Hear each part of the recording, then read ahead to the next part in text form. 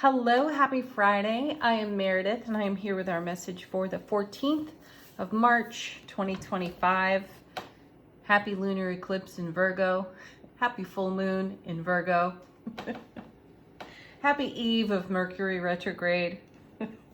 Alrighty, we have the sun in Pisces. The moon is in Virgo temporarily. It is moving into Libra later today. As you know, we had our lunar eclipse at about 3 o'clock this morning. And yeah, as I mentioned, Mercury retrograde starts tomorrow, joining Venus in retrograde as well. Let's see what's on offer to us. Mystical Peaks Tarot on the table. Our first card is, oh my goodness, for real. Again, folks, here's the Hanged Man. Pause for enlightenment. Well, it's good advice, isn't it? Just take it easy, be awake, aware, and alert. Take action when it feels right and good to your intuition. Let's see what's next. Four of Swords, peace, rest, relaxation. All right, today is a vacation day. I declare it. We're on vacation. According to our first two cards anyway. So the Four of Swords is super stable, and the Suit of Swords, we're in the mental realm here, so our thoughts are solid, which is great. We're on a good foundation from which to take action upon our enlightened, expanded awareness. Next card, the Lovers. You know, the Four of Swords is also a card of preparation. So we're preparing a good foundation for whatever comes next. So our next card is the Lovers card. This is harmony within our divine feminine, divine masculine. It's number 6 out of the major arcana. So there's harmony and balance on this card as well. And it's indicative of a choice being made. And we make the choice by following our heart space, intuitive guidance. So be prepared for a decision to come your way and to keep the faith. The Star card. This is all about keeping faith for your dream, your vision, and so on. And it looks as though I don't feel the energy of challenge here at all in any of these cards, though my intuition is picking up on the potential for belief system and program to have an influence on where we stand in the now. So if we're keeping the faith for what's in development and we're choosing through our heart space, perfect, on a super solid foundation within the mental realm, so the ego's not necessarily chattering away, yet we're still paused for enlightenment over here with the Hanged Man. So even when you arrive at your choice decision, check in with yourself again, that you are on a solid foundation as you make your next step, take your next action, and that it is in keeping with what you're holding in heart space for creation, development, and what you're keeping the faith for. Excellent message. Next set of 3 cards. Our first is Seven of Swords. There's the feeling I had right there, because this is the card of potential self-sabotage. This card is called the Thief, and I consider that the thief could be robbing oneself of their dream. What could be chipped away, stolen from our energetic investment, right? And that could be for us to become distracted and to stop investing in our vision, our achievements, our fulfillment. Then we have, kind of regrettably there, the Five of Cups. And that's what this card is a little bit about. The Five of Cups is, it's 5, it's a number of change, which is awesome. It's within the emotional realm, the intuitive realm even, of the cups, the Suit of Cups. And I also see this card, and maybe more profoundly I see this card as one of reverence and gratitude. Having gratitude for some of the more challenging moments in our lives. And every one of us can do this. We can all look back on certain events that have taken place that really rocked our world, emotionally speaking, for sure. And in hindsight, we're able to see what some of the gifts have been from those really challenging life experiences. So I feel that here. I also feel us giving ourselves a pep talk.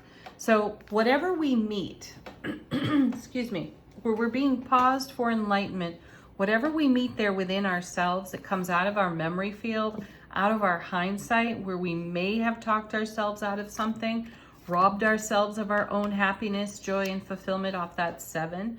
This 7, remember, 7s are about heaven touching earth. This is not something we want to lose faith in when it comes to everything that we're creating, manifesting, and in development for and with, right? So we may get reminded, I see this 5 of Cups as a potential trigger today. We may get reminded and take a walk down memory lane. The difference is we're coming at this from a very enlightened, we have a lot of enlightenment to bring to the moment. We have a lot of peace, ease, and grace here in the 4 of Swords. And we have the harmony within the Lover's card, and we have great faith in ourselves. So we have all this to bring to bear on whatever the trigger point might be. And to, I'll share this with you all. This is a good metaphor. It's something that happened the other day. I had an opportunity to visit with 2 of my dearest friends, and there was some minimal political conversation, but in our group text thread, there have been also some minimal political conversations going on there. And I summarized it myself, and I said, it doesn't matter what side of the fence you're on, whether you're this political party, that political party, or the other, whatever. You've got your opinion, you've got your feeling. Yet many people, when they talk politics, there's a level of desperation in the conversation for what do we do, what do I do? Or there's also anger and an energy of separation, division. And so in our conversation the other day, I said it doesn't matter what political party that we feel a leaning toward, and it doesn't really even matter what the challenges are, and goodness knows there are many. The only answer is love. It's just love. Time and again, we're going to turn back to this. So I share that metaphor with you because that's a very impassioned topic in today's world, right? It fires a lot of people up. And when we get triggered, that's why I'm bringing this up to begin with. Our answer is love for ourselves, for our path, for our journey, and every choice we made to get ourselves where we are. And then when we reflect, like we're seeing here in the 5 of Cups, upon more challenging situations in our life, 7 of Swords, we were allowing heaven to touch earth, or heaven was touching earth for our highest and greatest benefit, though the circumstances around that happening may not have felt or been experienced in a favorable way because of programming and belief system. And today now we've matured enough in our journey to recognize that some of our greatest hardships are some of the things we are most grateful for, because they have shaped us into the being, the soul, allowing our soul to be, right, in the way that we are now. And we got there because of the love that we are and the love that we choose over and over again, no matter what the circumstance, how arduous the journey is, or that leg of the journey is, right? We return to love, and that's where all the magic happens. Next card. Oh, seriously, look at that. Yes, that's like card witching, sharing that whole story and that whole bit of information right there. And then we get the Ace of Cups. It's what it's all about. It's all about the love, the bliss, the joy, the happiness. Oh, I love you, tarot cards. Thank you. So what's beautiful about this too is the way the aces have shown up all week long. The reminder has been consistently that aces neutralize challenging energies. And if you take a look at these 2 cards, there's some challenge there. Traditionally so, if you know the meanings of these cards as well, right? What better way to soothe all of that is to be in the Ace of Cups. This is where all the love is. So put it there. Woo, I love it. Okay, bottom of the deck. How is the universe helping us out behind the scenes? We have the Knight of Swords. Knights move energies. Oh, I like this. I haven't really even seen all the cards in this deck. Sometimes I do that. I'll look through every single card one by one in a deck, and then other times I don't, just so I can be surprised too. And I haven't seen this Knight of Swords. So what I like about this is there's a chessboard right here. The Knight of Swords is the fastest moving knight. So there's a swifting of energy here. The universe is letting you know that things are going to pick up the pace. And again, knights move energy. So what are we moving into? The Page of Swords. New information. New channeled information. This is the enlightenment we're talking about over here on the Hanged Man. Likely it's coming through your intuition. Next, the Ace of Swords. Brilliant clarity, everlasting strength. So a very swift moving, brilliantly clear message is coming your way. Five of Pentacles. Whoa. This is the non-conformity card. See, we're going to challenge our own programming in the way that we get triggered. However that happens today, your default setting is to be love, to be the love that you are born to be, soulfully, can't avoid being. So what I like about the Five of Pentacles here is that we may feel we would like the sanctuary of comfort and what's known. There is no sanctuary and there is no comfort in what's known is the feeling that I've got off this card today. So we've got to blaze a new trail and support ourselves spiritually, energetically, in a loving way, perhaps in a way we never have before. And then we have the Four of Cups. Something brilliant is coming our way. So this is a card of reminiscing. Four of Cups, it's stability within the emotional realm for us. I know this card is typically talked about in an apathetic way because you've got three spilled cups typically. And it looks, in traditional tarot, it looks like the person's pouting under a tree, you know, sort of contemplating the morning after the night before. Really, this is a card of having, again, reverence for what has already come to pass, and then the blessing of more, because we're in a receptive state of being. You know, we started our reading, I think, yesterday with the Queen of Cups. We're ending this one today with the Four of Cups. So there's a brilliant Ace of Cups on its way in. It's already here. So allow for that to materialize, take shape in your world. And what I truly feel is there's a blessing you don't necessarily see coming.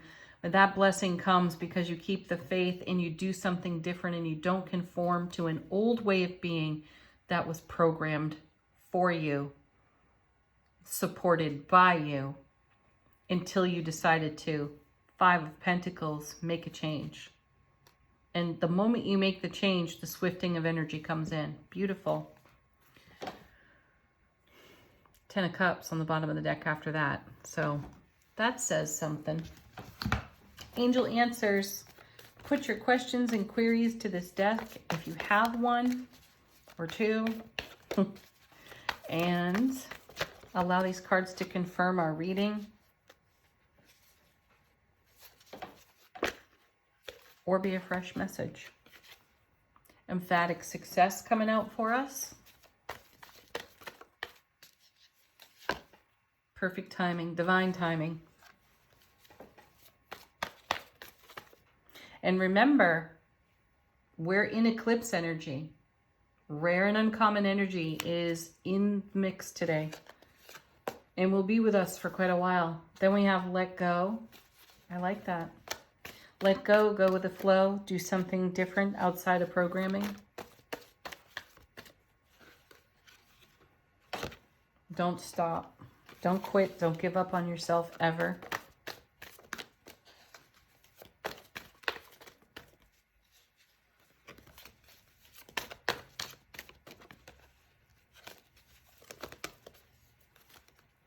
Last one. There's two. No need to worry. And then within the next few months, just what I was saying moments ago, timing card there, sort of, very loose timing. because we've got perfect timing, or rather divine timing, already on the table. Within the next few months, though, that to me is the bell that's been rung by the eclipse energy. So this is going to ring out for a number of months. Excellent. Angels and ancestors, how is our soulful presence informing our waking consciousness?